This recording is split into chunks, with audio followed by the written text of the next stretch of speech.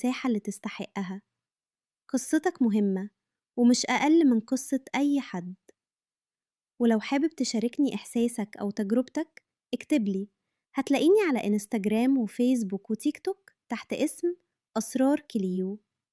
أنا بقرأ رسايلكم بجد، وأوقات كتير من رسايلكم بتبدأ الحكايات اللي بنتكلم عنها هنا على الكنبة دي.